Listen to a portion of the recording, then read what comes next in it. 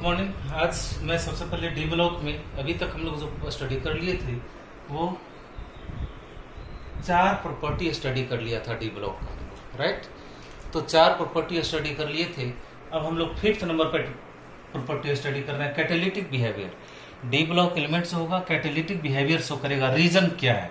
2 reason है, first and second. First reason है show variable oxidation state, that means D block element variable oxidation number show करता है, variable valency show करता है, जिसके कारण ये क्या करता है, कैटलिस्ट बिहेवियर काम करता है। Catalyst behaviour means low activation पे हाई, लो एक्टिवेशन पे एनर्जी हाई हो जाती है एंड रेट ऑफ रिएक्शन क्या हो जाता है, हाई हो जाता है। That means so variable oxidation states and hence they are converted to unstable intermediate species while they convert reactant to products. This reaction occurs by a path of lower activation energy due to which rate of reaction is increased. यानी D block elements क्या show करता है, catalytic behaviour show करता है।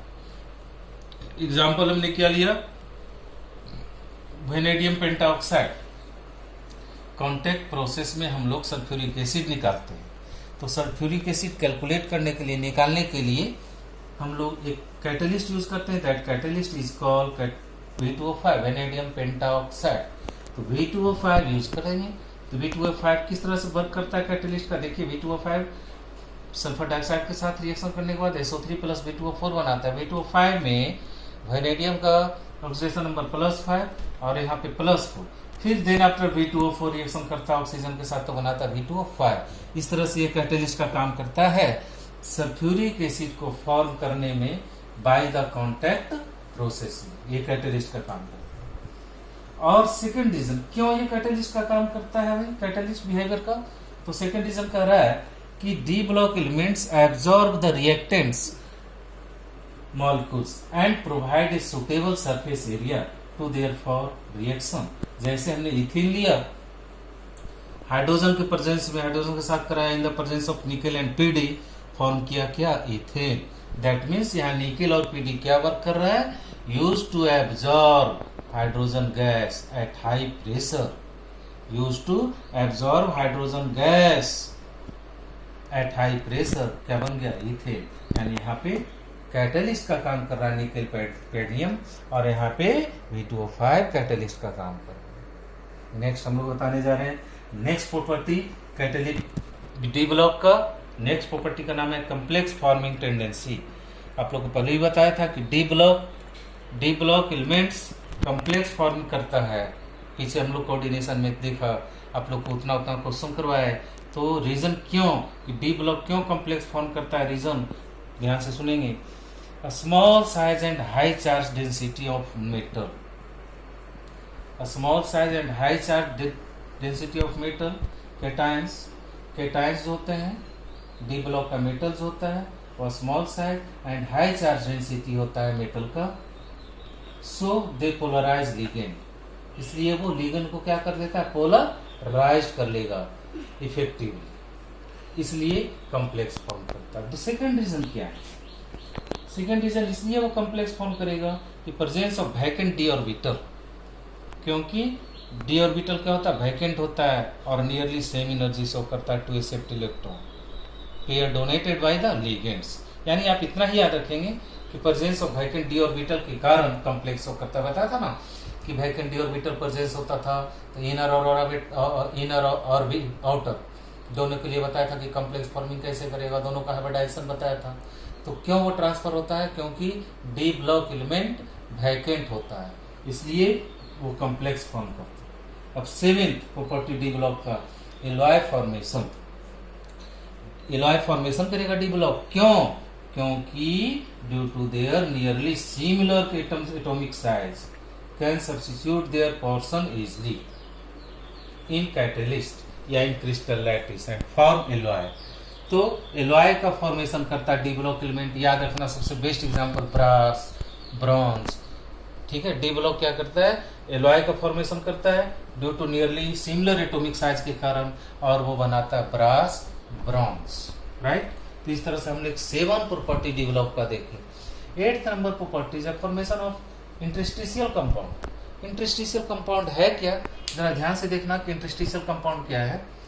D block elements interact small non metals. D block element Fe है, वो small non metal जैसे carbon को इंट्रैक्ट कर लेगा। क्या कर लेगा?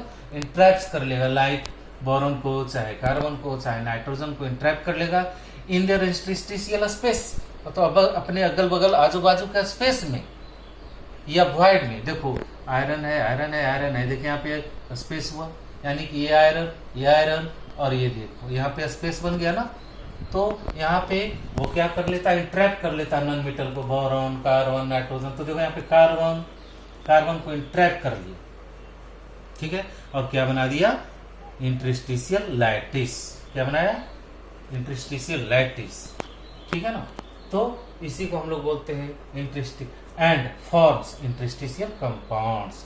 ये क्या बना दिया? इंटरस्टिशियल कंपाउंड्स, यानी सेंट्रल मेटल में कुछ वैकेंट जो होता है इंटरस्टिशियल साइड में आजू बाजू में, वहां पे नॉन मेटल को इंट्रैक्ट कर लेता है और क्या बना देता है? इंटरस्टिशियल। बोलो क्या बनाएगा बेटे?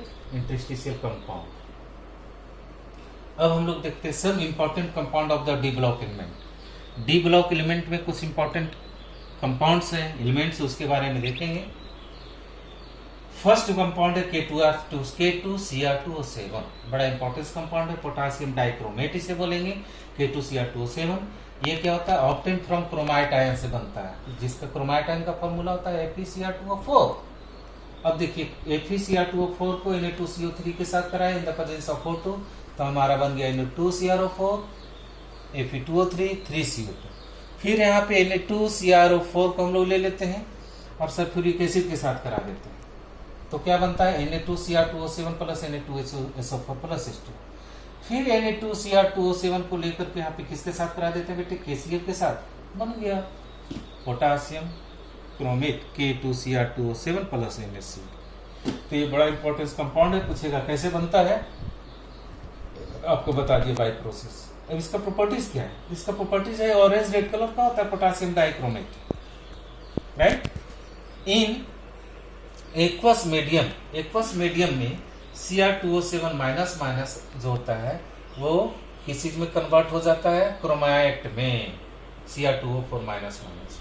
देखो रिएक्शन ध्यान से, Cr2O7 minus minus aqueous medium में, वाटर डाल दिए एक्वस मीडियम में आ गया बेटे, और ये कन्वर्ट हो गया CrO4 minus minus plus 2H plus इसके प्रेजेंस, ठीक है। लेकिन यहाँ पे एक क्वेश्चन आता है टी और मिनट में, वो देखना है अगर pH का वैल्यू ग्रेटर देन 4 हो, ये जो रिएक्शन होगा इक्विलिब्रियम में जो शो किया CrO4 माइनस माइनस, ये कब होगा? जब pH इक्वल टू 4 होगा।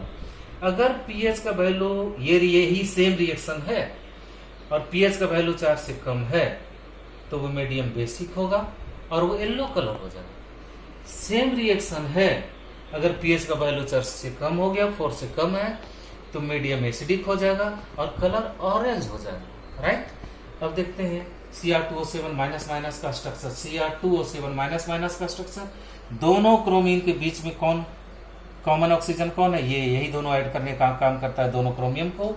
ये बॉन्ड देख लीजिए, क्रोमियम और ऑक्सीजन के बीच का बॉन्ड लेंथ 179 पिकोमीटर और यहाँ पे 163 पिकोमीटर। हमने साफ लिख दिया हूँ, सब बताया हूँ कि ज्वाइंट बाय ए कॉमन ऑक्सीजन एटम, यही कॉमन ऑक्सीजन एटम है जिसके कारण ये दोनों ज्वाइंट होता है। Structure of Cr2O4 minus minus, ध्यान रखना है। Structure of Cr2O4 minus minus, Cr2 दो ऑक्सीजन 1 2 3 4 2 माइनस का ये स्ट्रक्चर हो गया बेटे। ये डबल बॉन्ड है, डबल बॉन्ड मीन्स यहाँ पे कोऑर्डिनेट बॉन्ड है। क्या है बेटे? कोऑर्डिनेट बॉन्ड है, डबल बॉन्ड मीन्स। अब नेक्स्ट है क्रोमाइल क्लोराइड टेस्ट, ये एनसीईआरटी का क्वेश्चन है, ध्यान रखना। Chromyl chloride test, when any chloride is treated with K2Cr2O7 in the presence of concentrated H2SO4, then due to formation of CrO2Cl2, देखो chromyl chloride इसी को बोलते हैं CrO2Cl2। इसमें ध्यान रखना है कि ऑरेंज रेड फ्यूम्स होता है। कैसा होता है? Orange red fumes are obtain. याद रखना है कि CrO2Cl2 क्रोमाइल क्लोराइड जो होता है ऑरेंज रेड फ्यूम्स होता है, ऑब्टेन होता है। This is known as chromyl chloride test. इसी को हम लोग क्रोमाइल क्लोराइड टेस्ट बोलेंगे। क्यों?